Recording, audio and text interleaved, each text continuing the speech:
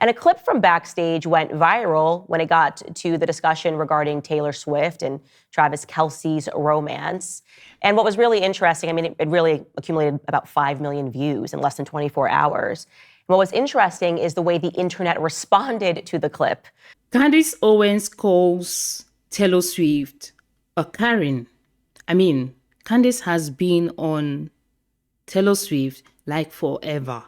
Like, she talks about Taylor Swift every week. Almost every day she has something to talk about Taylor Swift. Of course, so many people loved Taylor Swift. She's got so many fans. But Candace claims that Black women don't love Taylor Swift. So, without much talk, let's watch Candace tell us why she thinks Black women don't love Taylor Swift. And a clip from Backstage went viral when it got to the discussion regarding Taylor Swift and Travis Kelce's romance. And what was really interesting, it really accumulated about 5 million views in less than 24 hours. And what was interesting is the way the internet responded to the clip. There was a very clear racial divide. A lot of course, Swifties, as they call themselves, were very upset. Younger white women, no, she's our queen. But Black women were like, no, yes, Taylor Swift is very toxic. So before we get into why Black women feel that way, I'll first let you guys listen to that clip from Backstage. Take a listen. Obviously, if you've seen what she's even done in business and how she tries to manipulate her audiences, like to get out of like deals and contracts, like she's totally insane. Yeah. Like, she's the most toxic feminist that's ever existed.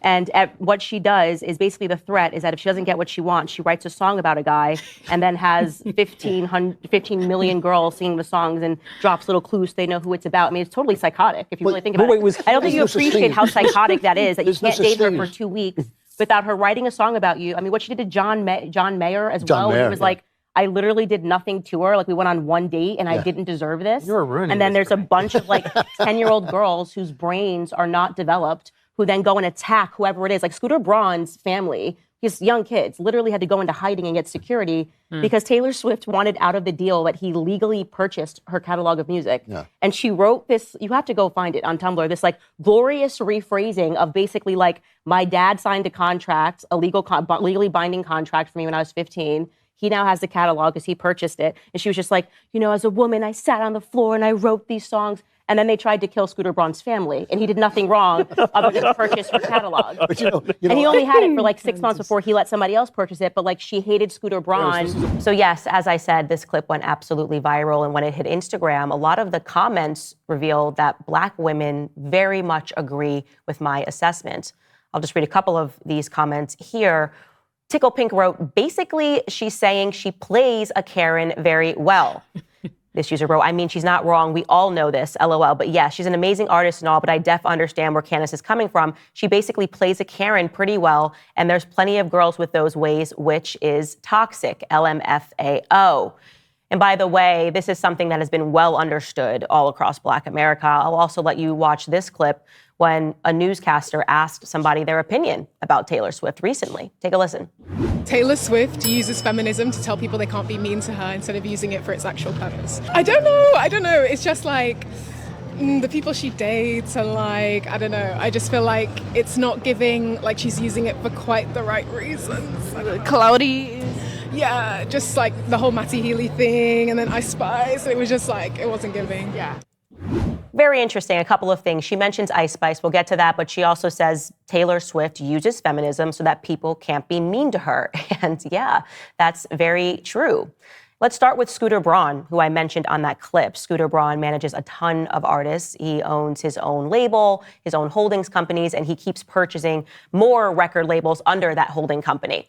So let's back up and talk about who Taylor Swift is, because she's not exactly your typical artist who really had to break the bank to make it. I always say this, but if Taylor Swift wasn't one of the most famous people in the world, she would have had to settle with just being a rich girl. Yeah, her father was a stockbroker for Merrill Lynch. Her mom was a mutual fund marketing executive. So they had a lot of experience and they very much understood finance. That's what I want you to take away from that. They understood finance. So in 2004, right shortly before 2004, they moved the entire family down to Nashville, and her father decided that he was going to work from Merrill Lynch in Nashville. And then in 2004, Taylor Swift met Scott Borchetta, who was just starting his record label, which was called Big Machine. And Taylor Swift was one of its first signings. Big Machine signed Taylor Swift and took a chance on her, having no idea how big she was going to be.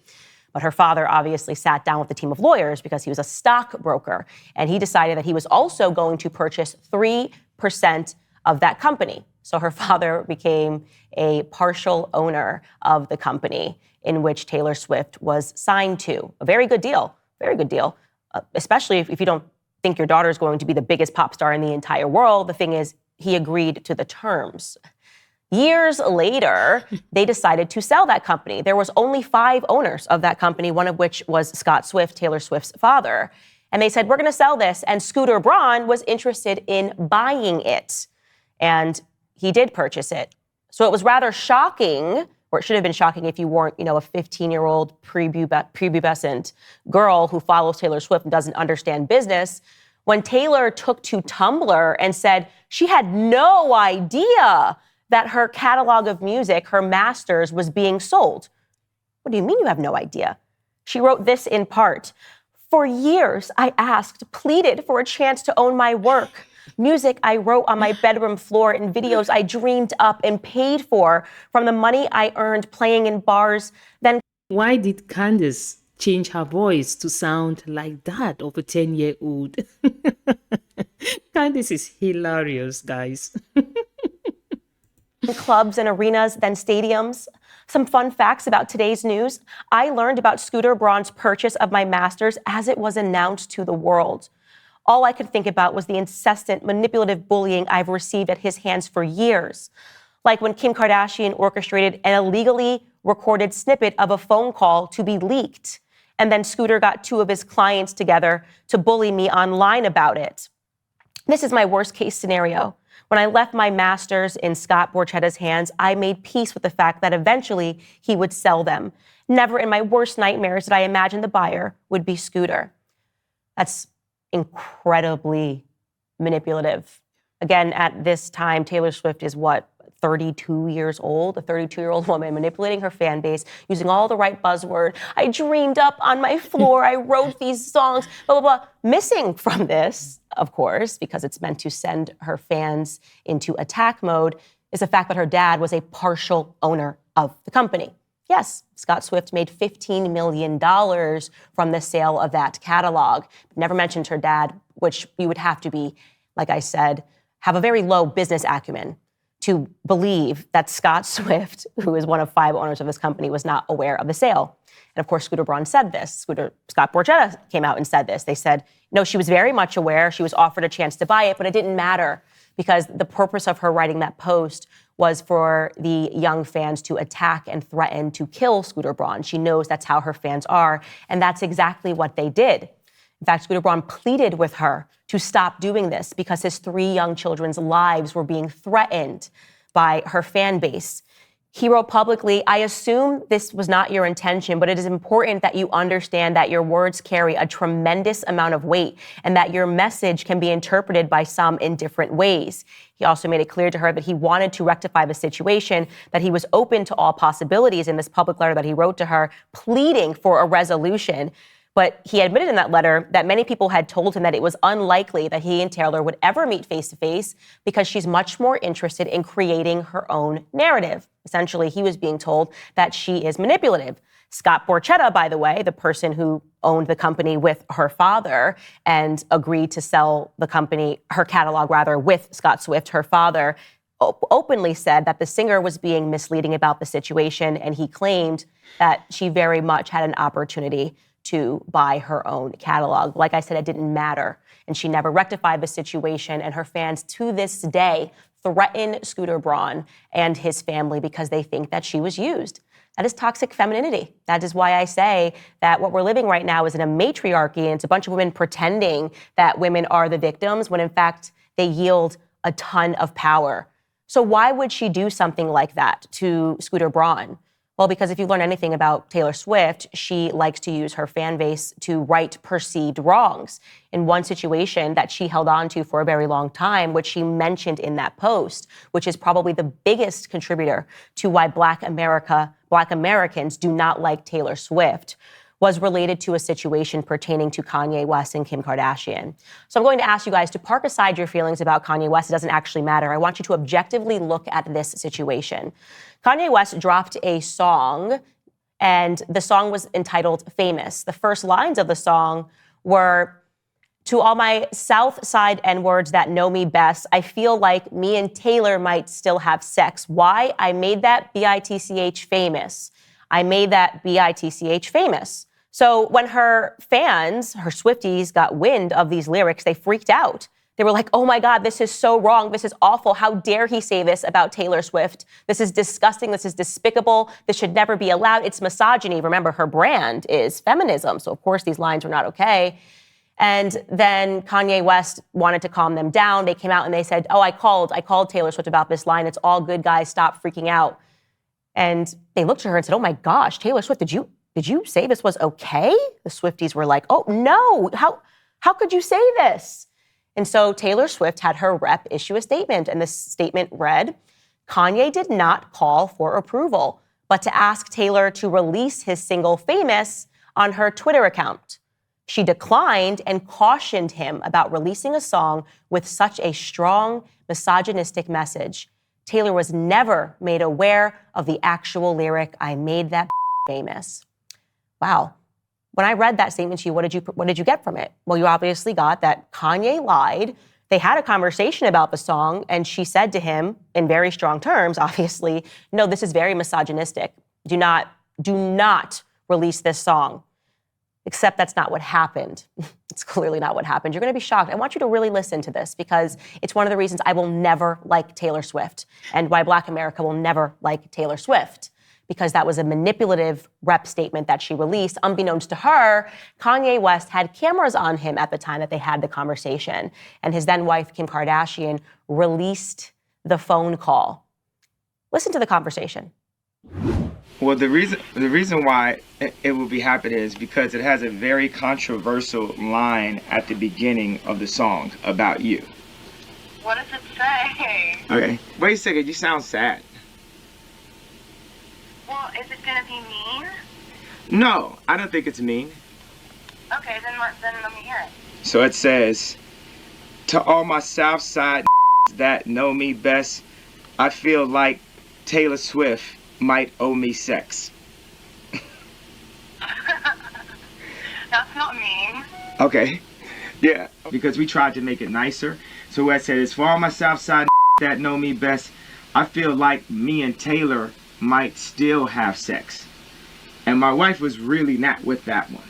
She was way more into the she owes you sex. But then the O part was like the feminist group type that I was like, ah. That's the part yeah. that's gonna kind of, I mean, they're both really edgy, but that's the only thing about that line is that it's like, it's just the feminists are gonna come out. But I mean, you don't give a so. Yeah, like, basically. Well, what I give a about is just you as a person and as a friend. I want things that make you feel good. I don't want to do rap that makes people feel bad. Okay, now what if later in the song I was also to have said, I made her famous? Is that so did you say that? Yes, it might have happened. Oh God. Well, what am I gonna do about it? Do the hair flip. Yeah, I mean, it's just kind of like whatever at this point. Yeah. But I mean, just you gotta tell the story the way that it happened to you and the way that you experienced it. Like, you honestly didn't know who I was before that. Like, yeah. it doesn't matter if I sold 7 million of that album before you did that, which is what happened. You didn't know who I was before that. It's fine. Yeah. But, yeah, I can't wait to hear it. So there you have the conversation. And by the way, you can pursue it in its entirety. I'm not trying to cut it down to make her look bad whatsoever.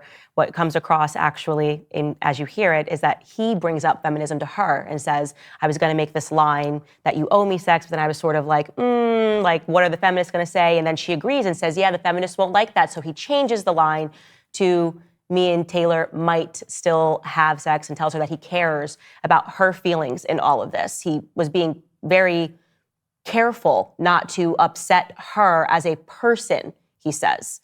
And yet you didn't get that, of course, from her statement that she released through her rep, because she wasn't expecting her fans to be so angry about the line. So she just flipped on him publicly. And then when those phone calls were leaked, it made her look very bad, and she held on to that anger for so long that she then did something horrific to Scooter Braun to right that perceived wrong. Right? Oh my God, now people are seeing that I'm actually quite manipulative, and I'm gonna get even with Scooter Braun, because Scooter Braun at that time when that song was released was Kanye's manager. That is how she works, that is how she operates. There have been many men that have come out and said things like this. Calvin Harris talked about Taylor Swift using the media to her benefit when they broke out and leaking the fact that her vocals were used on a song which they had agreed to keep private. Katy Perry came out and said that she was a wolf in sheep's clothing, notoriously. Many artists have been trying to communicate that the way that she behaves publicly and privately is very different. And what I refer to all of this as is toxic feminism, right? She's pretending to be a feminist, but in reality, she is just business savvy. And she's also someone that knows that if you hurt her, she can send an entire hive of young girls to attack you. So that's the answer. There's never going to be a time in American history where Black women get on board with Taylor Swift, because being Taylor Swift means never having to say that you're sorry, never having to say that you're wrong, but instead manipulating a young fan base to believe that no matter what happened, you were the victim. So guys, is Candace Owens obsessed with Taylor Swift? Because there is a divided camp with Taylor Swift's fan base and Candace Owens fans, and people are now worried because for quite a long time now, Candace has been doing videos upon videos about why she hates Taylor Swift, and she brings so many reasons, so many facts to back up the fact that she hates Taylor Swift. So is she right for saying that Taylor Swift is a Karen, she's manipulative, and she's the face of toxic feminism? And that's why most Black women will never ever love Taylor Swift, because she will never apologize and she will never take accountability for her actions, but she will just mobilize her naive 10-year-old and 13-year-old fan base to attack whoever attacks her. Is she right? Is Candace right? Because in my opinion, I don't know what's going on, but Candace Owens has been on Taylor Swift for a long time now. I've come across so many videos, tons of videos, series of videos. She's been talking about Taylor Swift, how she is behaving like a 15-year-old, how she is faking her love, how her boyfriend has done this, that, this. She's complaining about everything about Taylor Swift. And she literally says that she hates Taylor Swift. So what's your thoughts on this? I don't know. I can't, from this video, you can see that Taylor Swift is manipulative. If she actually was on a phone call with Kanye West and with Kim Kardashian, and then she turned around and manipulated and turned around everything and played the victim, while in this video, it proves that she approved the lyrics of the song, but she turned around and said that this was not what she approved. She didn't approve this, just to mobilize her naive fan base to go after Taylor Swift, to go after Kanye West and his manager. So guys, what's your thoughts on this? This is complicated. Candace Owens truly hates Taylor Swift, and is she right for doing so? Let's continue the conversation in the comment section as usual. Please do not forget to subscribe. Thanks for watching. Stay tuned. Bye.